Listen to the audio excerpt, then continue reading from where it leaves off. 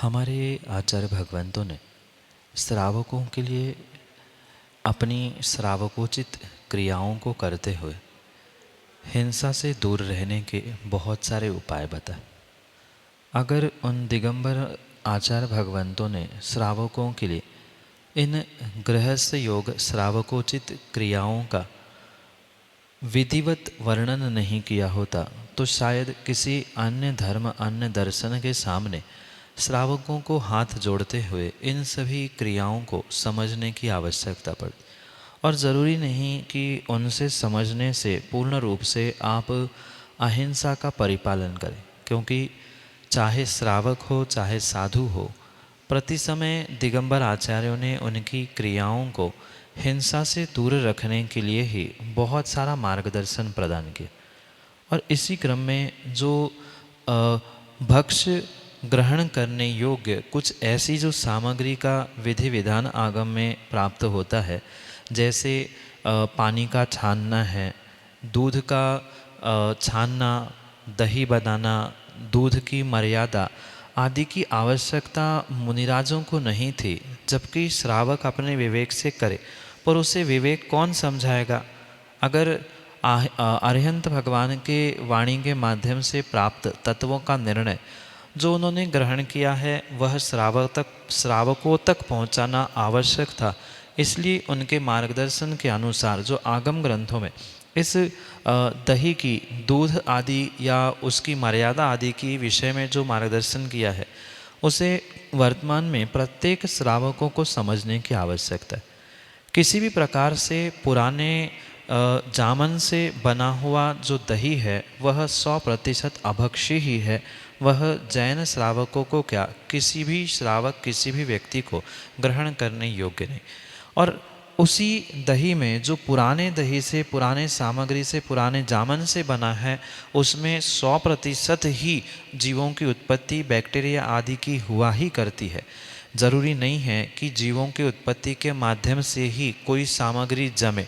अगर सर्वथा ऐसा है तो आप घर में बर्फ़ भी जमाते हैं, आइसक्रीम भी जमाते हैं, तो वहाँ कौन से जीवों की उत्पत्ति होती है ये भी समझने की आवश्यकता है। सर्वथा ऐसा नहीं होता। जिनको आगम की विधि का ही बोध नहीं है दही जमाने का, वो यही कहेगा कि बैक्टीरिया के उत्पन्न होने से ही वहाँ दही जम रहा है या कोई पदार्थ जम रहा है। सर्वथा किसी जीवों की उत्पत्ति से कोई सामग्री नहीं जमती, और अगर जमती ही होती तो फिर जितनी भी जमने वाली सामग्री है वो सबकी सब अभक्ष्य होनी चाहिए थी, पर ऐसा नहीं होता। तो विवेक के साथ जो आगम में विधि लिखी है तो उसे इसी प्रकार से समझना होगा कि कोई चांदी का सिक्का जो एक बार प्रयोग करने के बाद कम से कम दूसरे दिन तुरंत उसका प्रयोग नहीं होना चाहिए, क्योंकि जब तक उसमें उसकी लगार जो सामान्य भाषा में कहती है पुरानी खटास या पुराने उस जामन का या उसका जो प्रादुर्भाव उसके साथ होता है, वह लगार के कारण से वहाँ पुनः दूसरे दिन वो प्रयोग में ले लिया तो वहाँ जीवों की उत्पत्ति स्वाभाविक है। पर उसको पुनः दूसरे दिन सुखाना, मात्र चांदी का सिक्का ही नहीं, जो नारियल की ऊपर की कटक होती है, वो बादाम का बीज आदि अनेक पदार्थों से शुद्ध रूप से दही जमाया जा सकता है। पर पुनः समझना, एक बार प्रयोग करने के बाद तुरंत उसका वैसा ही प्रयोग नहीं होगा।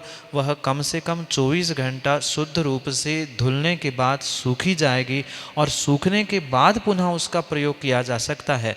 पर पुराने चम्मच, पुराने किसी भी प्रकार की सामग्री का प्रयोग करते हुए अगर दही आदि जमाया है तो नियम से वह दोषपूर्ण ही है, अभक्ष्य ही हो सकता है।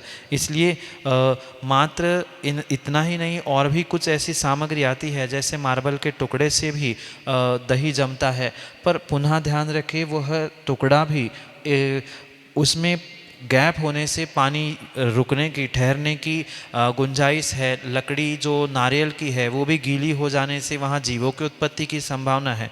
तो किसी भी प्रकार से इनके माध्यम से जो दही जमाया जा रहा है, दूध की भी मर्यादा वहाँ बहुत आवश्यक है। 48 मिनट में दूध निकलने के बाद उसका प्रासुकीकरण होना, उसका छानना, विधिवत उसको ग्रहण करना, फिर इन विधियों के द्वारा, जैसे चांदी का सिक्का है, मार्बल का टुकड़ा है, नारियल है, साथ में वह कुछ ऐसी विशेष सामग्री भी आती है जो मिर्च जैसी कुछ, कभी काली मिर्च या मिर्च के द्वारा भी ये दही जमता है। तो अपने अपने प्रांत और अपने अपने विषय को समझे, पर सामान्य रूप से दूध की मर्यादा भी ध्यान रखनी होगी और पुराने किसी भी प्रकार से सामग्री का पुनः प्रयोग तुरंत नहीं हो, तो ही आप जीवों के रक्षा के साथ साथ इन सामग्रियों को प्राप्त कर सकते हैं। और बहुत अच्छी बात है कि जितना कम खाए उतना अच्छा है, नहीं खाओ सो अच्छा है। जिनको विकल्प है वो पूर्ण रूप से उनका त्याग करते हुए छोड़ दे,